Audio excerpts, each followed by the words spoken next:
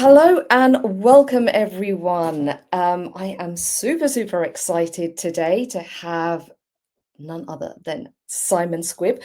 Before I do an intro to Simon, I just would like to share what this is all about. So I'm Aarti Parmar. I am a certified brand strategist and coach, and I absolutely love working with aspiring legacy leaders to mindfully define their business and personal brand so that they can use it with intent, joy, and effect. And we know how much we need more conscious leaders in our world. So being your brand has come about because I want to showcase the reality of what actually happens with visionary founders, multi 6 and 7 figure business owners, who are actually having meaningful impact, commercial success, and leading with their personal brand.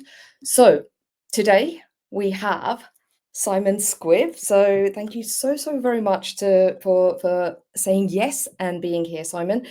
What I'm going to do is just firstly read out a little bit about Simon. If you've not been here, or if you've not don't know anything about Simon, I'm pretty sure you do, but just in case if you don't, just here's a little intro. So thrilled to announce that my next guest on Being Your Brand is Simon Squibb, founder of HelpBnk, which is all about helping people help people. Not your typical entrepreneur, Simon started his first business while homeless at 15 and later sold his agency Fluid to PwC for more money than he'll ever need, shall I say. Known for his Sunday Times bestseller, What's Your Dream, and his viral move of buying a staircase in London and slapping a doorbell on it where folks can pitch their dreams, Simon is on a mission to help 10 million people kickstart their businesses. With over 17 million followers on social media, he's spreading the word through his Give Without Take movement and inspirational street interviews. Simon, since I met you 3 years ago, we crossed paths.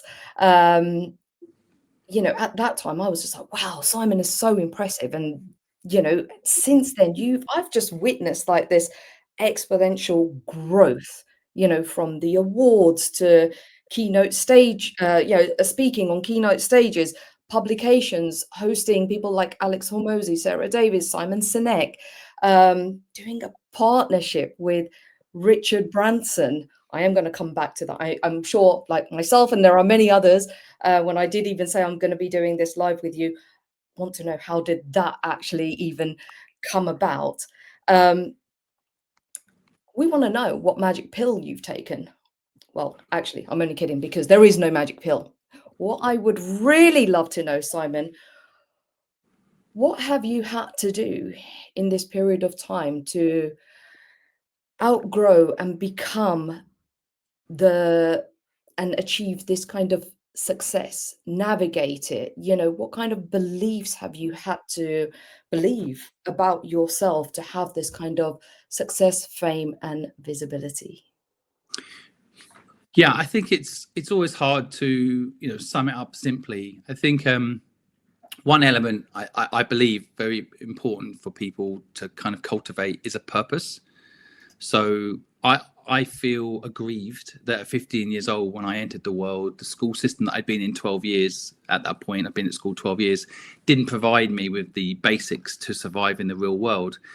Fast forward 30 years and, it's still the same. And so I just don't think that's right. And as someone with an 8-year-old son, I don't want him to grow up in a world where, everything isn't given to him that he needs to live in the world that we have. So I wanted to fix the education system 6 years ago when I retired for a couple of years, sold my company Fluid to PricewaterhouseCoopers, as you mentioned. And I took it easy and had a little reflection on like, what is it? Why am I here? What next? And I basically realized that all my experiences up until that point had taught me how to live in the real world, and that yet the school system, which could easily teach these things, doesn't. So I thought, right, I'm going to give it to the world, and it wasn't a big plan. It was just simply, I know I'll go on TikTok and I'll share what I know, and I'm not going to sell a course. I don't need to make any revenue from this. I just want to give people what they need. I'm not going to put it behind a paywall or a firewall. I'm just going to give it to people, and hopefully it helps them. And it did. And I think, and I just don't think I've stopped, really, to be honest. It's just, I know, we have on the platform now 18 million followers. We get 500 million views a month. We get more views than the BBC on our platform. And I feel like we're only just getting started because we haven't fixed the education system yet. We have an alternative to it, 80% built, as in helpbank.com and the content that we produce, but it's not there yet. And I think the end goal, and I won't stop until the actual education system provides the knowledge I know people need to live in the world we are going to see in the future and the one we have today. And so that back to your question, what's kept me going for 6 years every single day, posting every day and pushing every day is not money. It's been purely this whole idea that, we are living in this crazy, exciting world where 90% of the population don't know what's possible. They don't believe in themselves. They've been told what they're bad at in the school system. Right. They haven't been given the tools to actually excel at the thing they are probably good at.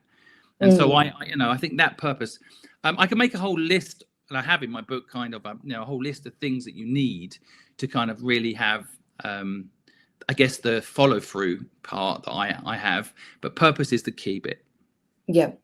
And in terms of, working on your own beliefs during this time, how have you gone about outgrowing, we all as entrepreneurs, even not even as entrepreneurs, but we have certain limiting beliefs, and, we outgrow them in different ways and stuff. For you, Simon, how have you done that for yourself? Because 18 million followers and, being able to make that kind of impact.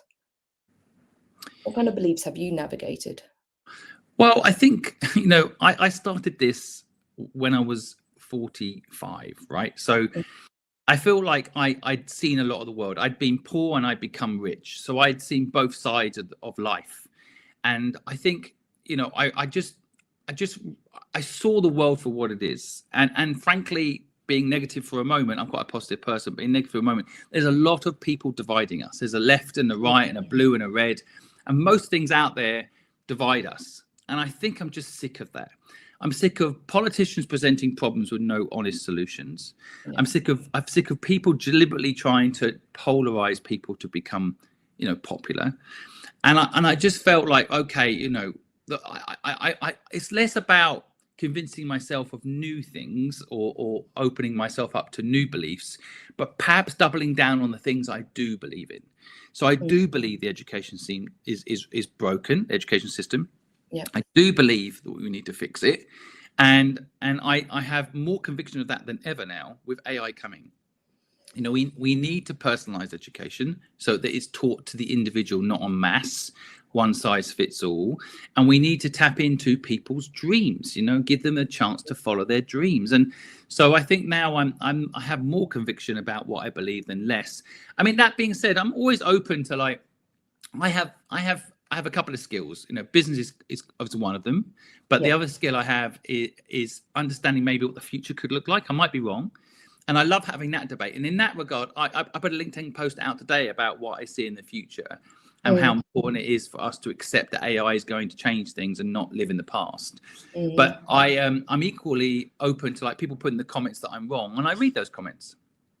I don't stick my head in the sand and say I'm 100% right. I'm definitely 75% right. But I also want to hear the other side of other side of it, what people think might happen, so that I can be balanced. And I think, I never pretend that I have all the answers.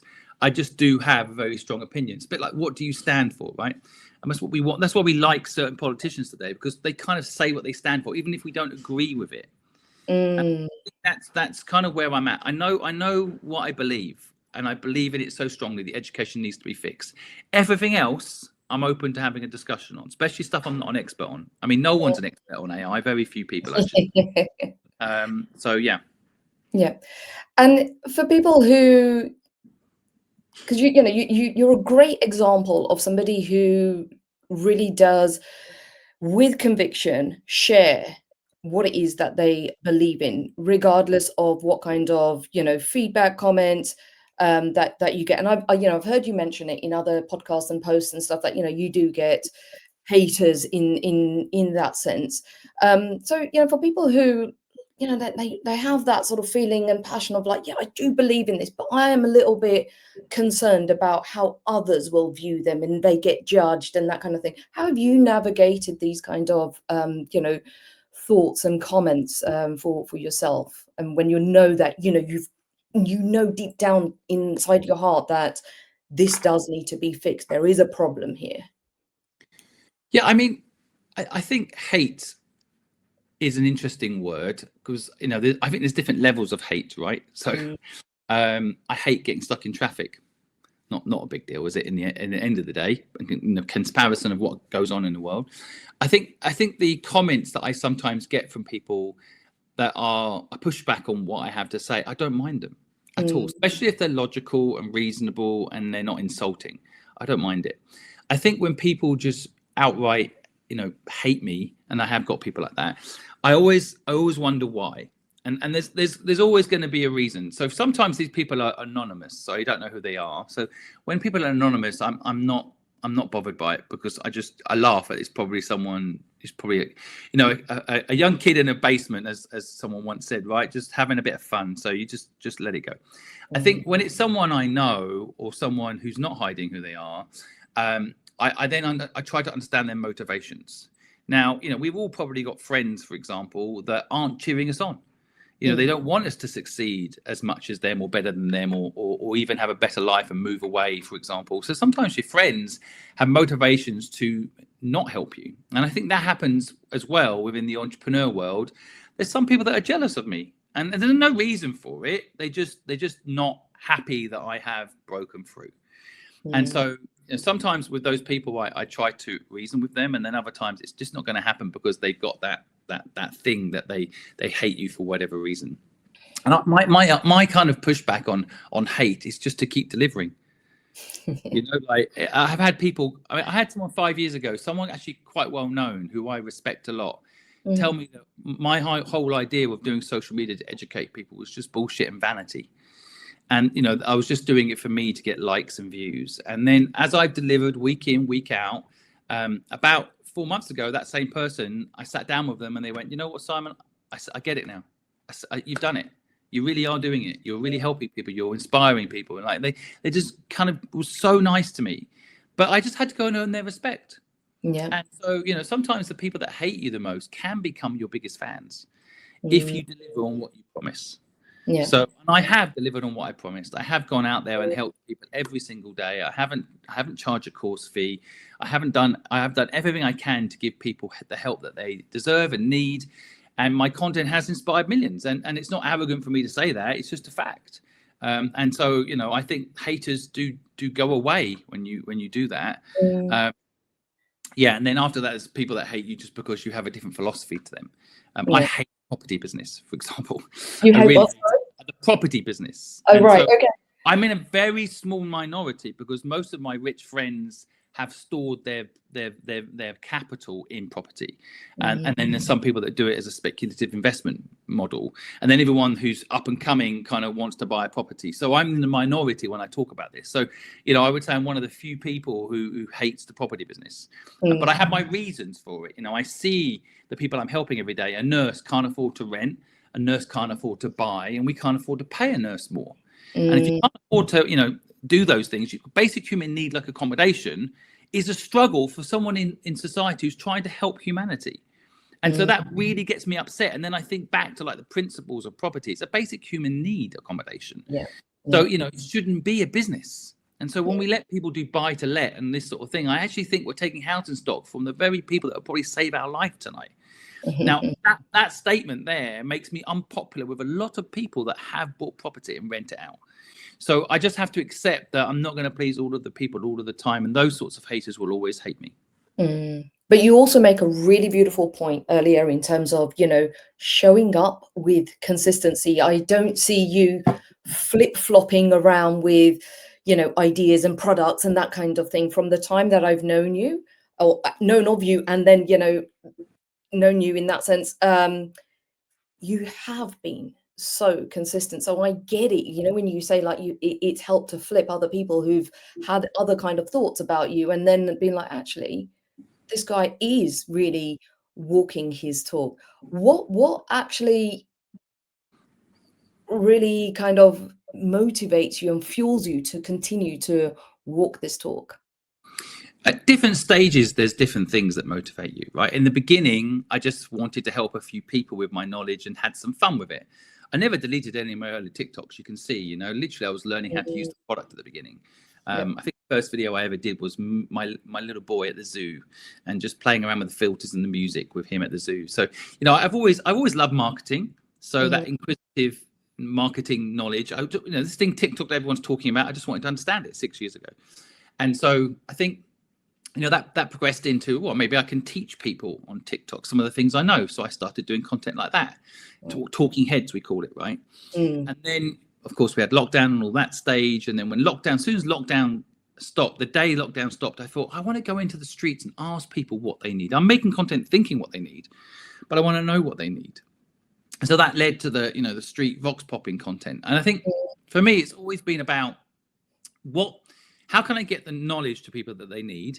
And then asking what is it they actually need, and then having many different ways of getting that knowledge to people. Because some people absolutely love my book. I was always reluctant to do a book for the first 4 years or 5 years or so, because I didn't want to sell anything. I just wanted to give knowledge, and social media allows you to do that, right? You can make content, put it out there, and you're not asking anyone to pay anything, and it's great. I think that the book did allow me to reach hundreds of thousands of people in a bookshop, which perhaps, they're not getting my content on social media, or they're not going deep on my content. So when I released my book, I also released a video on YouTube at the same time, all my knowledge in 2 hours and 26 minutes, which has had 14 million views. It's the most popular business video on YouTube in the world. Yep. And so, but I wanted to release all my business knowledge at the same time as releasing my book. Because I didn't want people to say, I haven't got $20, I can't afford the book, Simon, and not be able to get access to the knowledge. But the book release also helped me understand that people take my book on holiday with them, right? So that gives me a whole week with people to go deep into their psychology and help them figure out their dream. Because a lot of people I ask in the street don't even know they have a dream. It's so long, or they buried it through life circumstances. So the book allowed me to go even deeper. So, each piece of content I've learned, when I first started doing it, was like, learn how to use the tools. And then it was like, do talking heads, which is just my knowledge out there in the world. Then it was like, ask people what their problems are and why they're not following through on their dreams, or how to figure out their dreams. And now it's kind of like, I am launching products, and I'm launching stuff that will allow me to fund people's dreams at scale on a mass way. That initially, it wasn't my idea to fund people's dreams. My initial idea was to give people knowledge. But one of the things that stops people, quite rightly, is a lack of funds. So, that's the next big frontier for me now, is like, fund everybody's dream. Wow. And how do you go about funding people's dreams when there are so many millions to who have big dreams? Yeah, again, like, every dream is different, but the structure is always the same. I think it depends on so many different elements. So people, I've invested in 82 companies. Okay, so what I've seen in that time is all sorts of situations where people have raised money when they didn't need to. What they needed was more sales, but they couldn't get more sales, so they raised money so they could get more sales. So, I think a lot of it is like understanding the circumstances of the person in question. So, the first question I always say to people is like, before you raise money, can you get your costs down? Because if you can get your costs down, maybe you don't need so much money and you've got a longer runway to make it work. The second element is like, okay, if it's a service business, are you running your cash flow system properly? Because I see people raising money for a service business. I'm like, just charge people 50% deposit, and then that should cover all your cost. And then when you collect the final payment, that's your profit. So what do you need to raise money for? And then people always have a reason. I need to buy a better computer. I need to buy a better camera. There's all these sorts of things that will float around. But I think, before I get into like giving people money, that's why a lot of the time, last week I gave someone £20,000, and last week I gave another person £100. And very different businesses, very different things. The person I gave £100 to, actually, all they really needed was their first customer. So I became their first customer. They needed to know that someone would buy their service. The person with £20,000 needed to buy equipment. right? So they needed to buy physical hardware, which in that particular example, that particular idea, there's no choice. Now they could go raise money from an investor, or they could start a service company to make profit to pay for that equipment, or in that particular case, I invested in them there and then, right? So I think everybody's different, but most of the time, 80% of the time, people just need their first customer. And once they understand how cash flow works and they're educated about that, then they can get their second customer and the third customer. And then the cash flow managed properly allows you to build a business with no money. Most of the businesses I built 19 companies. Personally, the ones that I've been most successful, the ones where I had no money when I started them. The reason being, you have to be very inventive when you've got no money. That's like a superpower for people they don't realize. Absolutely. And it can be built upon. I mean, I remember when I first started my business, and I was just like, right, I'm going to do some things for free just to build up the portfolio, get some testimonials in, and it's a great way to get started. Just like you said, you have to be able to deliver, and when you deliver, it starts building on your beliefs, your own confidence in that sense. Because we know nowadays, Simon, there's so many resources, platforms, tools, and everything out there, but ultimately it's also going to come down to your own belief system and what you believe about what you can deliver and how good you are going to be at delivering that, and that continues to then fuel what you're going to be doing next, how you're going to be showing up. So with that being said, Simon, how do you as you get more successes, let's just take Richard Branson for example. Did you ever think that you'd be partnering with Richard Branson, and who did you have to sort of in your own identity and belief system be like, yeah, I'm going to do this, I can do this? So no, I mean, look, initially I just felt like the only person I could rely on to turn up and do this every day is me. And so then I just built an amazing team. I think the first 3 years of this journey, I had a little bit of help. I had a PA called Talia, who was amazing. Yes, I remember Talia. And I hired freelance editors and camera folks to help me. And I was learning the craft the first 2 or 3 years, to be honest. Learning how to make content. It's a skill set that you can learn, but you need to practice it. And then I got serious, and I brought in a guy called Callum and a guy called Jack. And then with those two, we started getting very serious about the structures on every single channel and very organized in the content getting made every day. And just I worked just as hard as the first 3 years as I have for the last 3 years, but I think that I just invested in the infrastructure. Like any other business build, right? I start off, learning to do one thing in the business really well, marketing, sales in this case, and then I realized, that it can be self-sustained. I can generate income to justify hiring people. So then I bring those people in, and then those people are so brilliant they attract other talent. Now we have 42 people on the team full time. Wow. And so, and a lot of people think it's just me helping people with their dreams. I've got a whole team that help, right? So we built HelpBnk.com, which is quite a complicated tech business. And we built all of the channels that we now have out to help people learn, like the YouTube channel, for example. And so I think the Richard Branson partnership, it's a long story how that came about. But I knew about a year and a half ago, that we needed more people to join me in this mission now. There's a lot of really talented people, and their knowledge is either behind a paywall or the knowledge isn't out there. So I just basically wanted I targeted maybe 50 people that I felt have really strong knowledge in business, and I just reached out to them. Now, interestingly enough, with Richard, I think a lot of people are reaching out to him. So initially, we didn't break through. And then Jack on my team, long story, but basically found out that Richard Branson was going to be on a certain flight. And he booked business class to go on this flight, the same flight that Richard Branson was on. Right. And then he sat at the bar waiting for Richard Branson to go to the toilet. And then when Richard came out of the toilet, as luck would have it, Richard said, "What are you working on, young man?" And Jack then went and pitched what we're doing to fix the education system, to teach people business for free, to help people follow their dreams. And Richard, his own words, was blown away by what we were doing and instantly said, "Let's find a way to team up." And that's basically it, really. You know, like a dedicated team that care about the mission, just focus until it happens. And I did think it was inevitable, to be honest. I think if I think of all the people that I know that are successful entrepreneurs, they want to help. So they're just time poor. So if you give people, you know, HelpBnk was always designed to help people, right? It's not just helping people. You've got to make it easy to help people. And so what I discovered, every time I've ever spoken to any successful entrepreneur and said, can you help? If you get through to them, they say yes. Now, then the problem is, well, how much of my time do you want? So make sure that it's not going to take up too much of someone's time. But, you know, in Richard Branson's case, just to say, like, he has given us so much time and invested so much of his own resources into what we're doing together. Amazing. And it's paying off. You know, we've had 4,000 people pitch to our doorbell of dreams. You know, it's incredible, absolutely incredible. Some of these pitches make me cry.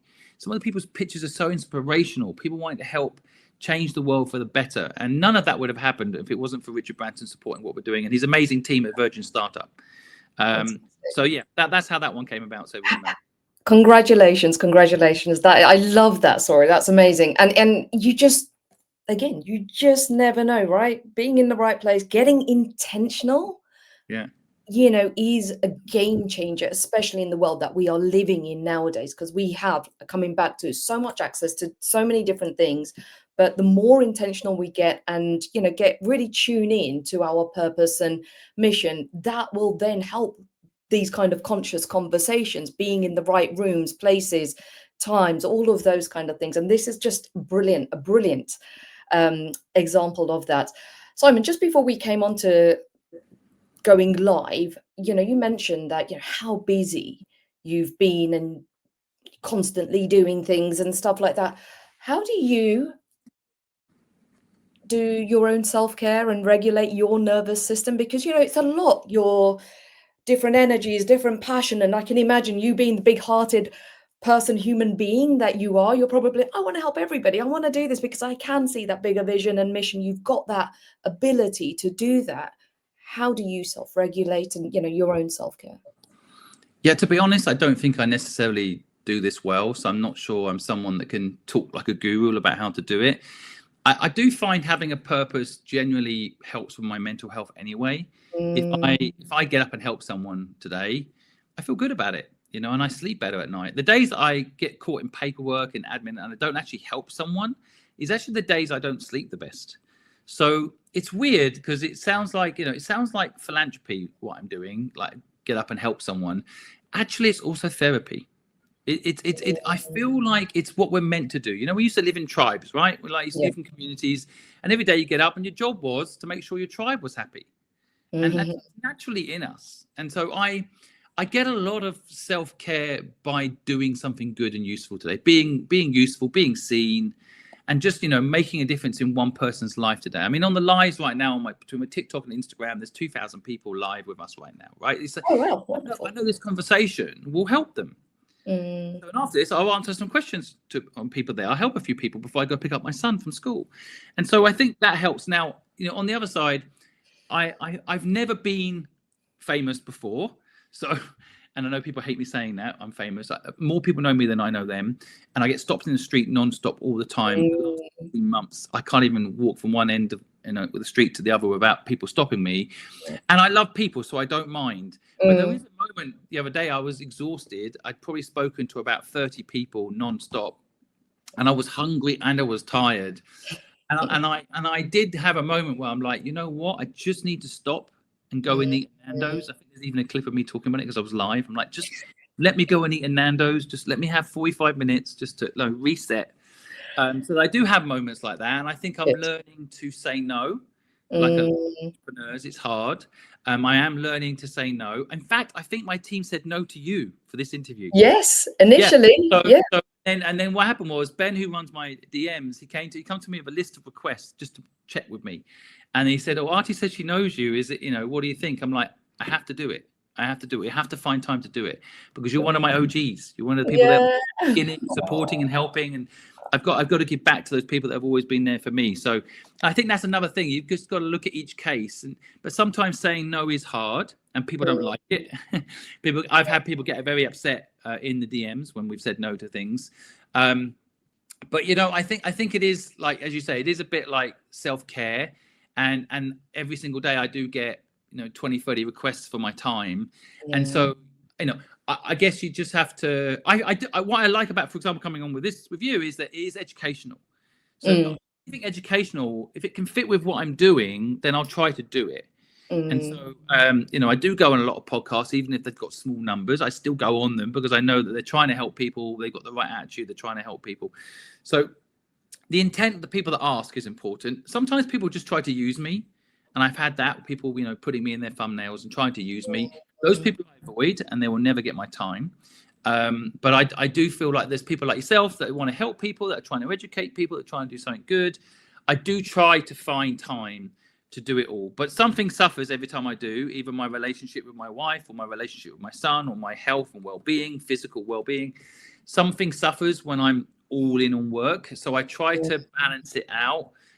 So today, after this, I'll go pick up my son. I'll spend the afternoon with him, and then he will have a Cantonese lesson later. So I will go on the running machine and do a bit of exercise. So I try to slot it all in, like any human being. I try to make it all work, but it does mean, as you get more famous, I can see why people end up hating you, because you end up saying no to people, and they're like, "Oh, that guy, doesn't help anybody, does he?" You're like, "Well, I just couldn't help you on that day, but don't take it personally." Yeah. Wonderful, Simon. I am conscious of your time, but what I am hearing is, living in alignment to yourself is what continues to fuel your daily actions and decisions, and really find joy in what it is that you're doing, but also importantly to take out that time for a bit of self-care. So I am going to close this off, but before I do, right now, if you were you're going to pick up your son, and if Simon came up to you on the street and said, "What's your dream right now, Simon?" What would you be answering? I want people to know they can do anything. I want them to have informed consent before they go to things like university. I want them to realize there's a lot of options out there, and they've got this incredible brain, and not to limit themselves. Don't self-sabotage. And I do want to fix the education system to empower all of that. Right now, it is just designed to get you to go to university, because that's a business, and then get a job. And I want people to know, yes, everyone could be an entrepreneur. Another thing I get a lot of hate for. No, it's not that everyone's going to suddenly become an entrepreneur overnight, but I want people to know they've got that choice. I want people to know they have that skill, despite what they've been told. It's not for the special few, and that they can do anything. And I think my dream is for people to realize that, and then seek out the knowledge for free that they need to make it happen. Because, talent is equally distributed, but opportunity isn't. I want to change that. Yep, that's absolutely beautiful. And is there anything specific, you don't know who knows who's in this network, who's going to be listening to this, any 2 or 3 specific things, be it resources, be it people that you need to be put in touch with, or support that we can give you to make any of this move one step forward? I would love it if anyone listening could just take 5 minutes today to help someone give without take. Not give and take. Beautiful. Give without take. Just take 5 minutes to help someone today. Don't think about what you can get back. And it could just simply be sharing their business on your stories, liking, posting a comment to help with the algorithm for their business. Open the door and don't get annoyed if they don't say thank you for someone. Just think about what you can do today to help someone. That doesn't have to cost you anything. I mean, I give money out, that's up to me, but you don't have to do that. You could just, what can you do to help someone today? And maybe think about going on HelpBnk even. Don't have to, it's not the only way to do it, but you can go on HelpBnk 5 minutes each day and just see if there's someone there you can help. And I guarantee you, if you do, you'll sleep better, your world will be better. 18 million people that follow me all helped one person today. Within a year, I reckon most of the wars in the world would end, because we're all the same. We all need a little bit of help to get there. We all love our children and want a better life for ourselves. And if we just helped each other a little bit, even 5 minutes each day, I reckon the world would be a very different place very quickly. Absolutely. That one mindful act can Beautiful, beautiful. And if you do, and you would like to share this on your, on your Instagram or your LinkedIn, and you've done this, let us know that you've done this. What a beautiful, beautiful way to end this. Thank you so much, Simon. Where can everybody find you? And thank you, everyone that's left comments. Where can people connect with you, Simon? You can find me on all social media channels. It can be very annoying. Be careful what you subscribe to. But by now, my deep business knowledge is on YouTube at Simon Squibb. And I just launched a new channel called Real Simon Squibb. So you can see behind the scenes of when we're helping dreamers. We go live whenever we're out and about. So you can see how it all plays out. And you won't be able to avoid me if you type in my name. So be careful. Yeah, he'll be in your feed, that daily goodness. And don't forget, you've got get the book as well. Yeah, feel free. Dream. Wonderful, Simon. Thank you so very much. Appreciate you and everything that you are doing. And catch you when I catch you now. Likewise. Thank you so much for having me today. Pleasure. Take care. Bye-bye. And thank you, everyone, for joining us.